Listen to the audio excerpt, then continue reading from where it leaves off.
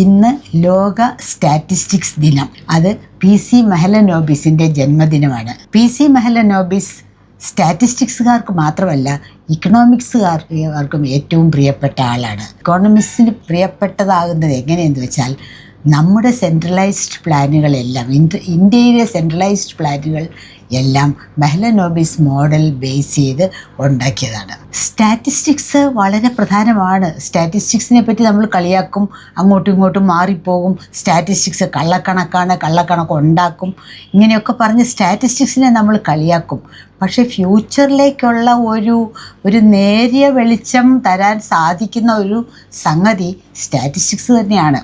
സ്റ്റാറ്റിസ്റ്റിക്സിനെ പറ്റി പറയുന്ന തമാശ കഥകൾ ഒരുപാടുണ്ട്. മാറ്റി മറിച്ചും ചെയ്യാൻ വിഷമമൊന്നുമില്ല. അത്തരം ഒരു കഥയാണ്. ഒരു മാത്തമാറ്റീഷ്യനും ഒരു ഇക്കോണമിസ്റ്റും ഒരു സ്റ്റാറ്റിസ്റ്റീഷ്യനും കൂടി ഒരു ഇൻ്റർവ്യൂവിന് പോകുന്നു.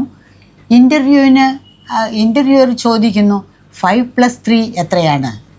മാത്തമാറ്റീഷ്യന് ഒരു സംശയവുമില്ല, അത് 8ആണ്. സ്റ്റാറ്റിസ്റ്റീഷ്യൻ 8 ആണ് എന്ന് പറഞ്ഞ് നിർത്തിയപ്പോൾ അതെന്താ സംശയം? അല്ല, സന്ദർഭങ്ങളിൽ അത് മുകളിലേക്കും താഴേക്കും കുറച്ച് മാറുകയും ആവാം എന്ന് സ്റ്റാറ്റിസ്റ്റിക്സുകാരൻ പറഞ്ഞു.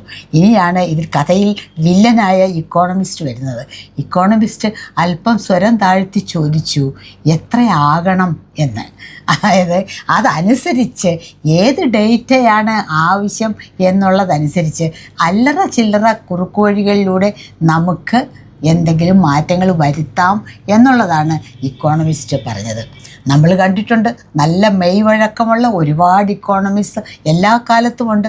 അതാത് രാഷ്ട്രീയ നേതൃത്വത്തിനെ സന്തോഷിപ്പിക്കുന്ന ഇക്കണോമിക്സ് ഡേറ്റകളൊക്കെ കൊടുത്ത്, ഇക്കണോമിക്സ് തിയറികളൊക്കെ കൊടുത്ത്, അങ്ങനെ എല്ലാവരും വളരെ ശരിയായിട്ടാണ് ചെയ്യുന്നത് എന്ന് പറഞ്ഞ് മെയ്വഴക്കത്തോടെ വളയത്തിലൂടെ ചാടി എല്ലാവരെയും സന്തോഷിപ്പിക്കുന്ന ഇക്കോണമിക്സ് നമുക്ക് എല്ലാ കാലത്തുമുണ്ട്. പക്ഷേ അത് ഒരുപാട് കാലത്തേക്ക് അത് രാജ്യത്തിന് നല്ലതായിട്ട് ഇരിക്കില്ല എന്നുള്ളതാണ് പ്രശ്നം. ഡേറ്റയിൽ തെറ്റുകൾ വരാം, തെറ്റുകൾ വന്നു പോകാറുണ്ട്. മനഃപൂർവ്വം ഡേറ്റ ടാമ്പർ ചെയ്യുന്ന അവസരങ്ങൾ ഉണ്ടാവാറുണ്ട്. പക്ഷേ ഇങ്ങനെയൊക്കെ ആയാലും ഡേറ്റ വേണം. വളയത്തിലൂടെ മെയ്വഴക്കത്തോട് ചാടാം, ശരി. വളയമേ ഇല്ലാതായാലോ? അത് തികച്ചും ഒരു പ്രശ്നം തന്നെയാണ്. നമുക്ക് പലപ്പോഴും ഇപ്പം സംഭവിക്കുന്നത് ഒരു ഡേറ്റയുടെ കുറവ് എന്നുള്ളത് നമുക്ക് ഒരു കുഴപ്പം വരുന്നുണ്ട്. നമുക്ക് പലപ്പോഴും ഡേറ്റ നമ്മൾ മാനിപ്പുലേറ്റ് ചെയ്യുന്നു എന്ന തോന്നലുകൾ വന്നിരിക്കുന്നത് നമ്മുടെ ഇൻഫ്ലേഷനൊക്കെ വരുമ്പോൾ ജനങ്ങളെ പേടിപ്പിക്കേണ്ട, ഒരുപാട് ഇൻഫ്ലേഷൻ കൂടുതലാണ് എന്ന് കേട്ട് ജനങ്ങൾക്ക് പേടിയാകും. അതുകൊണ്ട് ഇൻഫ്ലേഷൻ റേറ്റ് ഒന്ന് കുറച്ച് കാണിക്കാൻ നമ്മൾ പതുക്കെ ബേസ് ഇയർ ഒന്ന് മാറ്റുക, അത് എടുക്കുന്ന ബണ്ടിൽ ഓഫ് ഗുഡ്സ് ഒന്ന് മാറ്റുക. ഉദാഹരണത്തിന് നിത്യോപയോഗ സാധനങ്ങൾ, അതിന് നമ്മൾ സാധാരണ ഉപയോഗിക്കാത്ത 4 സാധനങ്ങൾ ഇട്ട് കഴിഞ്ഞാൽ ഇൻഫ്ലേഷൻ റേറ്റ് കുറയുമല്ലോ. അങ്ങനത്തെ ചില ചില്ലറ വിദ്യകളൊക്കെ നമ്മൾ ചെയ്യാറുണ്ട്. അതുപോലെയാണ് പോവർട്ടി അലീവിയേഷൻ സ്കീമുകളൊക്കെ.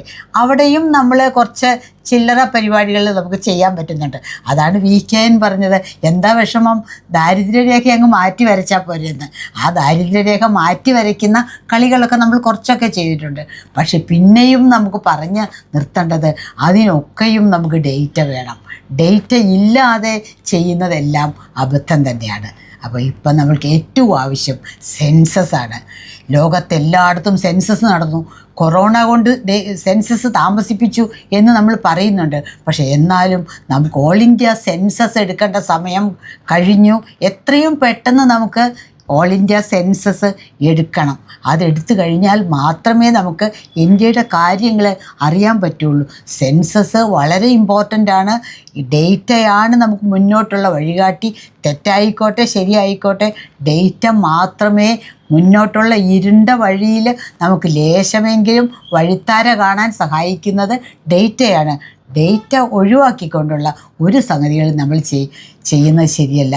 ഇന്നത്തെ ദിവസം ലോകപ്രശസ്തനായ സ്റ്റാറ്റിസ്റ്റിക്സുകാരൻ PC മെഹലനോബിസിന് സ്റ്റാറ്റിസ്റ്റിക്സ് ഡേയുടേതായിട്ട് എൻ്റെ വക പ്രണാമം.